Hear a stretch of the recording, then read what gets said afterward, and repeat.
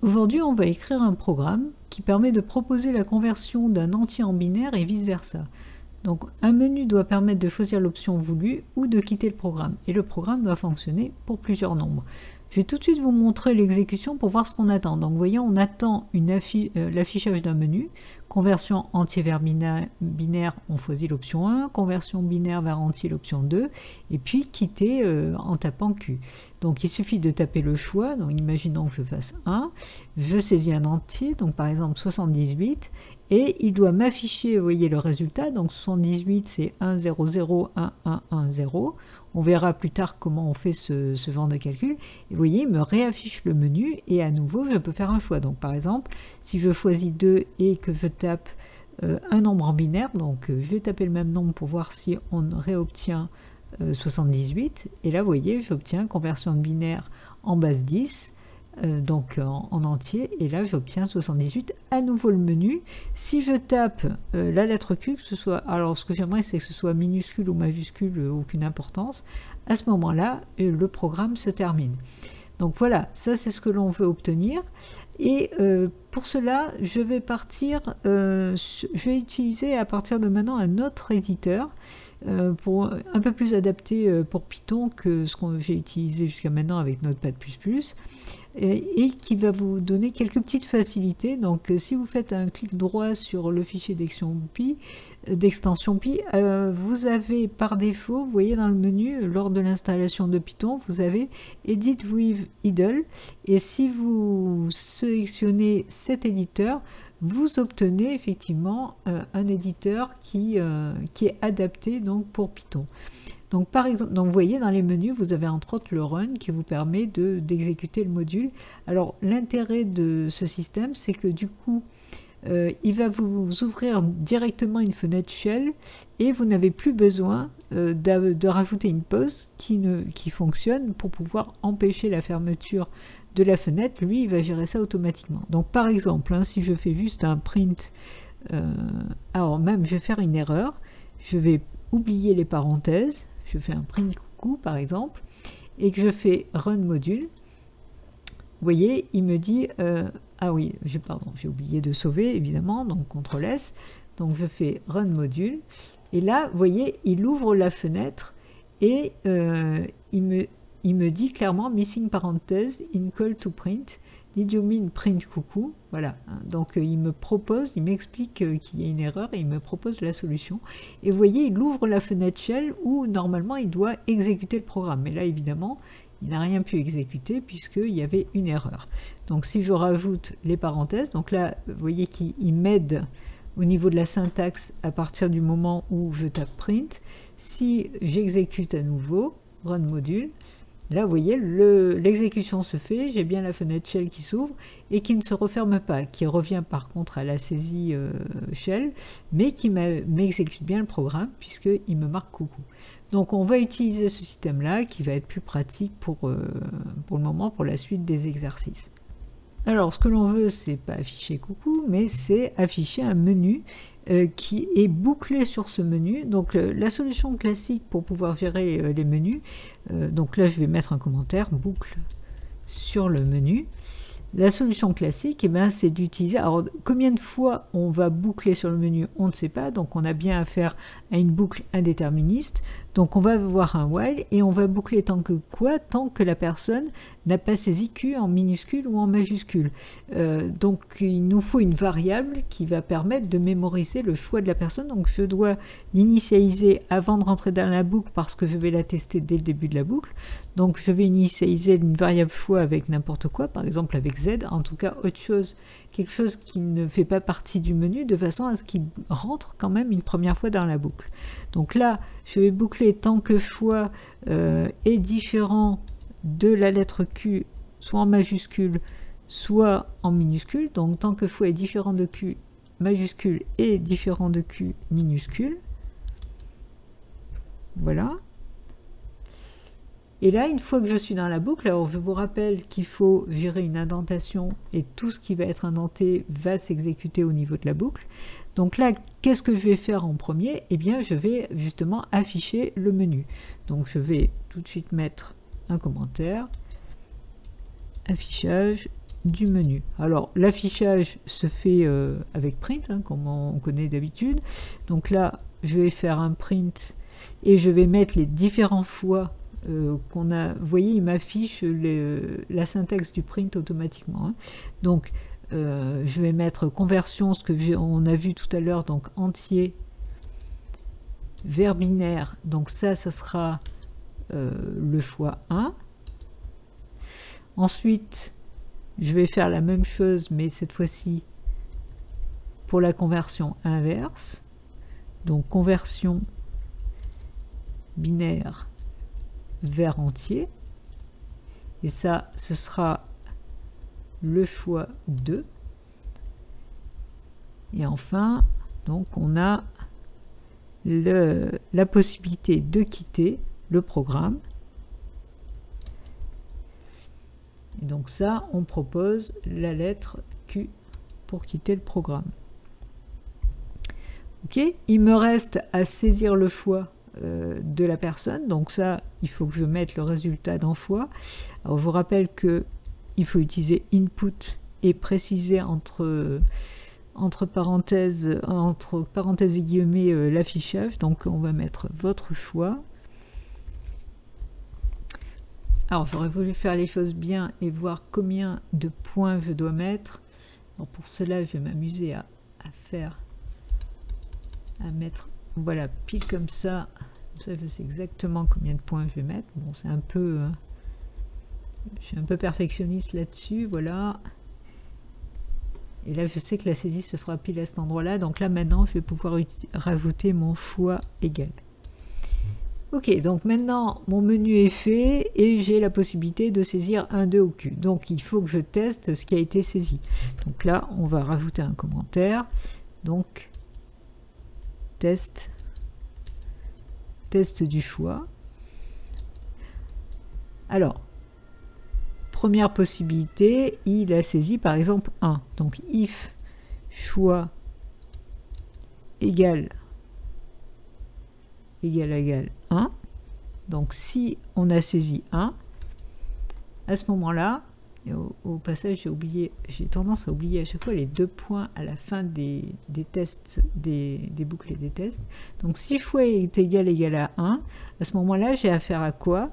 Vous voyez qu'il gère automatiquement l'indentation d'ailleurs. Et on a affaire à la conversion entier vers binaire. Donc conversion entier vers binaire. Évidemment après, donc je vais m'occuper de ça dans un deuxième temps. Après je vais avoir à gérer le else. Donc là, else, ou je fais un if séparément, c'est pas important. À ce moment-là, je vais faire if choix. Je suis obligé de tester le 2 parce qu'il peut très bien avoir tapé Q ou autre chose, une erreur d'ailleurs. Donc si choix est égal à 2, à ce moment-là, j'ai affaire à la conversion dans l'autre sens. Donc conversion binaire vers entier. Et voilà. Et là, le programme va s'arrêter là. Hein, c'est-à-dire que je vais remonter au niveau de la boucle. Si jamais la personne a saisi 1, c'est ce if qui va être fait. S'il a saisi 2, c'est ce if qui va être fait. Sinon, de toute façon, on remonte au niveau de la boucle. S'il a tapé autre chose, on affiche à nouveau le menu sans avoir fait de conversion. Par contre, s'il a tapé la lettre Q, à ce moment-là, on sortira de la boucle. Donc on a déjà notre structure faite du programme. Maintenant, il est temps de faire vraiment les parties de conversion entier vers binaire ou binaire vers entier. Donc je vais commencer par vous expliquer comment convertir un nombre entier vers binaire. Alors évidemment, il y a des fonctions qui font ça automatiquement, mais c'est pas le but. Hein. L'idée, c'est quand même d'utiliser un peu le langage et de réfléchir un peu sur comment gérer ce genre de choses. Donc voici un exemple de conversion d'un nombre entier vers un nombre binaire. Alors comment ça marche? Imaginons qu'on prenne 78, le nombre que j'ai pris tout à l'heure dans l'exemple. Donc il faut faire des divisions par 2 successives et récupérer les restes. Donc 78, j'essaye de le diviser par 2, division entière, ça donne 39, mais 2 fois 39, 2 fois 39 ça donne bien 78, donc il n'y a pas de reste, le reste est 0. 39, j'essaye ensuite de le diviser par 2, j'obtiens 19 en division entière. Pourquoi? Parce que 2 fois 19, en fait, ça ne fait pas 39, ça fait 38. Donc il reste 1. Puis 19, je le divise par 2, j'obtiens 9 en division entière. 2 fois 9, 18, je n'arrive pas à 19, donc j'obtiens un reste de 1. 9 divisé par 2, j'obtiens 4, donc 2 fois 4, 8, il reste bien 1. 4 divisé par 2, j'obtiens 2. 2 fois 2, 4, il n'y a pas de reste, reste 0. 2 divisé par 2, j'obtiens 1. 1 fois 2, 2, il n'y a pas de reste, donc j'ai bien 0. 1 divisé par 2, en niveau division entière, ça donne 0, puisque ça serait 0,5 normalement. Donc 2 fois 0, ça donne 0, j'ai bien un reste 1. Et évidemment, dès que j'obtiens 0, je m'arrête au niveau des divisions. Et ensuite, je récupère les restes à partir du dernier. Donc 1, 0, 0, 1, 1, je n'arrive plus à bouger la souris, 1 et 0. Et vous obtenez bien en binaire, 78, ça donne 1, 0, 0, 1, 1, 1, 0. Voilà donc le principe du passage donc d'un nombre entier vers un nombre binaire. Alors maintenant qu'on a compris le principe, on va écrire l'algo correspondant. Alors vous avez vu que le but c'est d'obtenir, de concaténer les restes à partir du dernier. Or le reste qu'on va avoir au début, c'est le premier, c'est celui qui va être en dernière position. Alors il y a plein de solutions pour obtenir, pour pouvoir faire ce programme. La solution que je vous propose, c'est d'utiliser une chaîne dans laquelle on va concaténer les restes, les différentes valeurs 1 ou 0, mais sous forme de chaîne. Et comme ça, à chaque fois, on ajoutera le reste devant les restes précédents. Donc ça suppose que mon nombre binaire, donc binaire, je vais l'appeler binaire, pour moi, ça va être une chaîne qui va démarrer à vide au départ et dans laquelle je vais à chaque fois ajouter les différentes parties, en fait, les différents restes récupérés. Alors, peut-être que ce que je devrais faire avant tout, c'est saisir quand même le nombre que l'on veut qu'on veut transformer. Donc, je vais mettre ça dans NB. Donc là, je vais utiliser input et je vais demander, donc, comme d'habitude, je vais demander entrer un entier, puisque le but c'est de saisir un entier et de le convertir. Alors évidemment, ceci va me donner une chaîne qu'il faut que je transforme en int pour pouvoir le mettre dans NB. Donc là, il me dit bien que int va me transformer ce qui est dans les parenthèses en integer. Donc vous voyez, vous avez une aide au fur et à mesure. Donc voilà, maintenant que j'ai saisi mon NB et que j'ai initialisé le binaire, le résultat final à vide, je vais pouvoir boucler, et vous avez bien compris qu'il va falloir boucler au fur et à mesure sur les divisions successives de 2 et de m'arrêter lorsque mon nombre va être à 0. Donc NB, je vais le diviser par 2 au fur et à mesure, et au fur et à mesure du temps, il va finir par obtenir 0. J'ai affaire à une boucle indéterministe puisque je ne sais pas combien de fois je vais boucler, donc je vais faire tant que NB est différent de 0, là je vais boucler. Alors dans cette boucle, qu'est-ce que je dois faire? Eh bien, la première chose que je vais faire, c'est récupérer ce fameux reste. Et ce reste, je vais ensuite le concaténer dans ma variable binaire. Donc pour pouvoir récupérer ce reste, donc je vais l'appeler R par exemple, le reste que je récupère. Alors R, ça va contenir quoi? Eh bien, il me faut le mode. Alors vous savez que dans les opérations mathématiques, vous avez le div pour la division entière et le mode pour le reste de la division. Il se trouve qu'en Python, pour obtenir le mode, c'est comme dans les langages C-like, c'est pourcentage. Donc si vous faites NB pourcentage 2, vous allez obtenir le reste de la division de NB par 2. NB valant 78 au départ. Si je prends le reste de la division par 2, je vais obtenir 0. Et ce 0, donc, je vais le mettre dans R. Donc, R va contenir ce reste-là. N'oublions pas que ce qu'on veut, c'est concaténer dans une chaîne, dans binaire. Donc, pourquoi pas transformer, ça me donne l'occasion de vous montrer la fonction str. Str qui, vous voyez, va transformer en fait un objet en chaîne, en caractère, pardon. Donc là, je vais obtenir un caractère qui va contenir 0 et non pas le nombre 0. Et à partir de là, je vais pouvoir le coller dans ma chaîne binaire. Alors, le but de binaire, on est bien d'accord, là j'ai récupéré ce 0 qui doit arriver à la fin. Quand je vais ensuite diviser 39 par 2 et que je vais obtenir 1, le but c'est de mettre le 1 devant.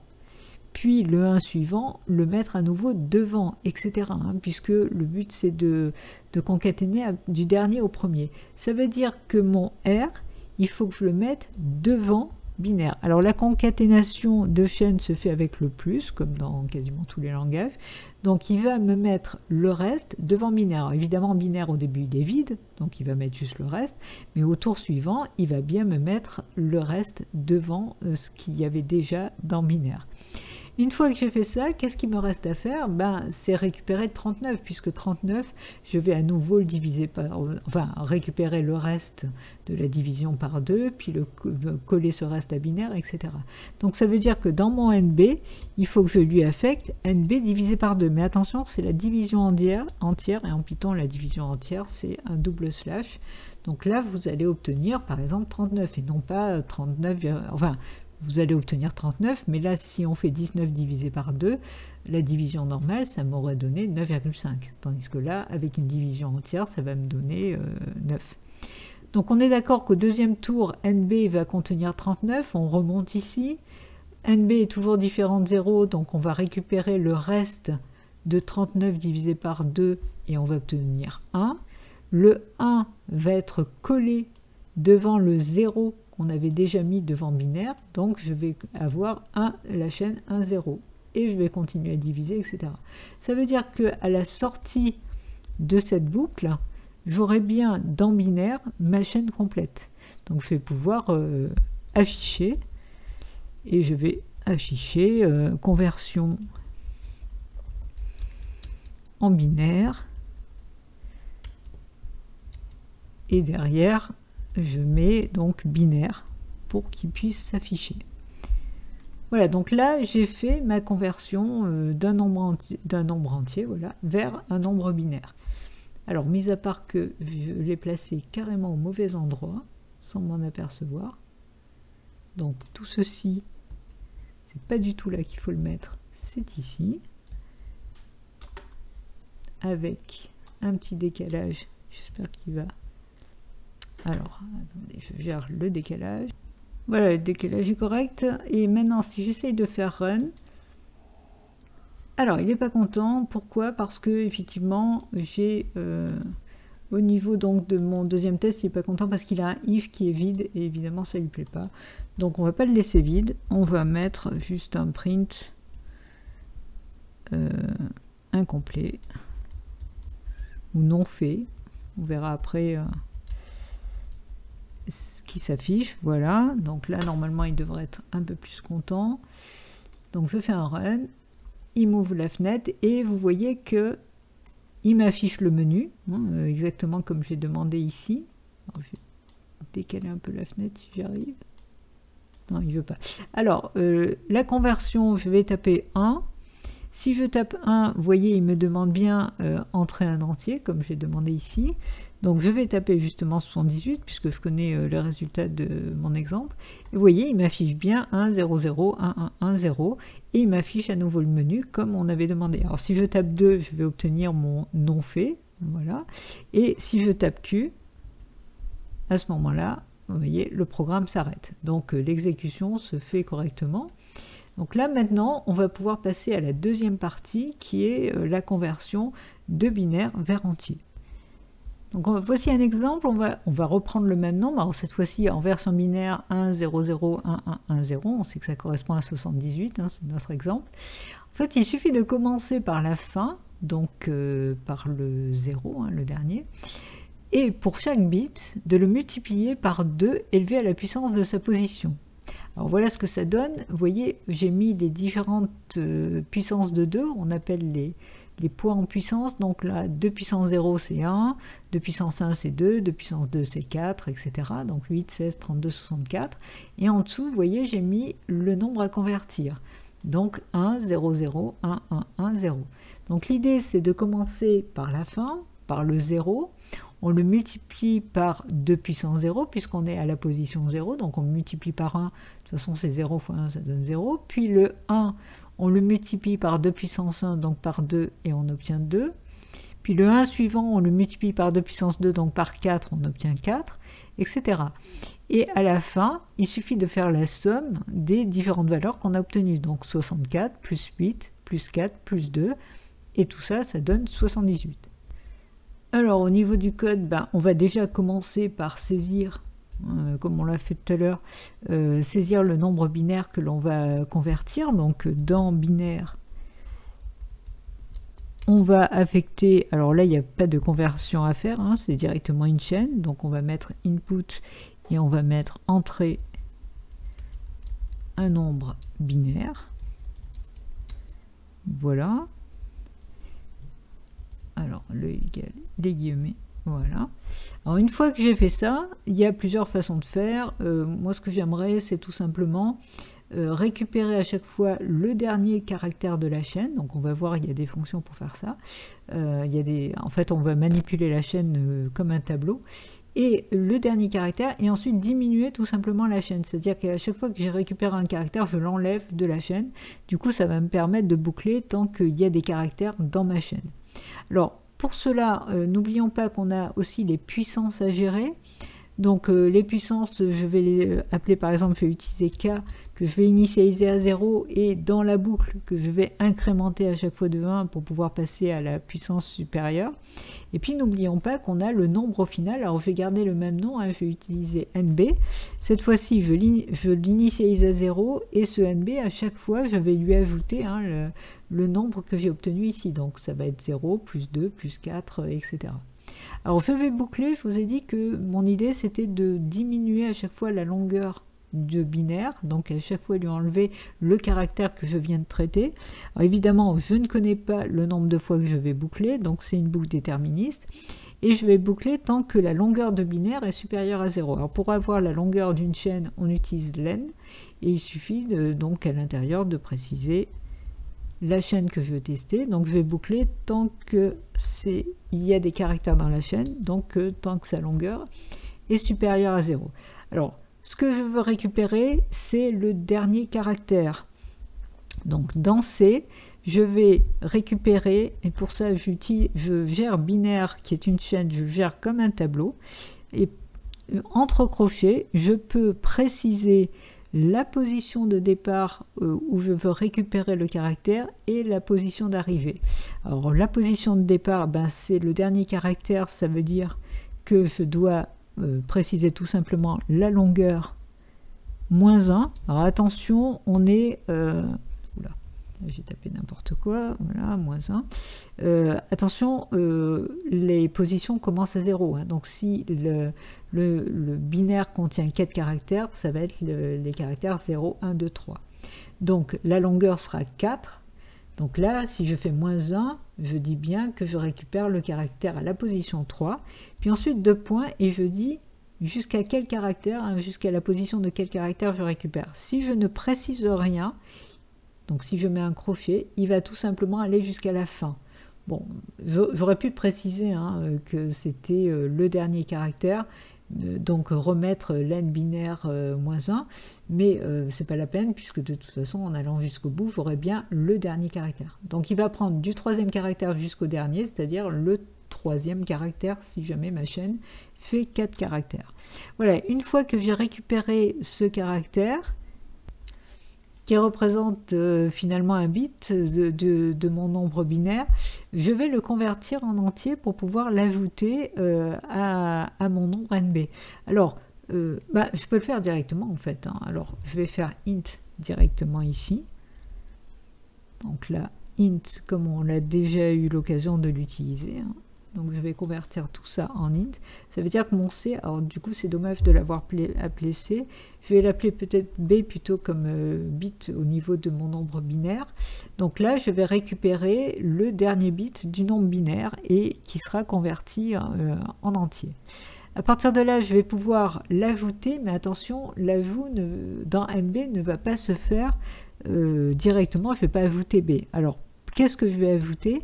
Dans NB qui contient pour le moment 0, mais à chaque fois qui va contenir la valeur suivante, je vais lui ajouter le bit que je viens de récupérer. Donc là, imaginons que je sois à ce niveau-là, j'ai récupéré en fait le bit de valeur 1 multiplié par la puissance de 2 au rang où je suis. Et je vous rappelle que j'ai décidé d'utiliser K pour pouvoir gérer les différentes puissances. Donc je vais devoir dans NB ajouter le bit multiplié, donc étoile, par la puissance de 2. Alors on a déjà vu l'utilisation de la classe, enfin de math, donc je vais utiliser math.po et je vais mettre tout simple utiliser 2 à la puissance K. Alors pour pouvoir exploiter math.po, il faut que je puisse l'intégrer. Alors je vais enlever cette fenêtre, donc l'intégrer en import dès le début, sinon je n'aurai pas accès à math. Voilà, une fois que j'ai fait ça, j'ai le droit d'utiliser math.po. Alors évidemment là, n'oubliez pas que juste après il faut que j'incrémente mon K pour que à chaque fois je passe aux puissances supérieures. Donc K vaut 0 au début, puis au tour suivant il vaudra 1, puis 2, etc. Donc il suffit que j'incrémente mon K. Et ensuite, il faut aussi que, n'oublions pas que je boucle tant que binaire la longueur de binaire est supérieure à 0.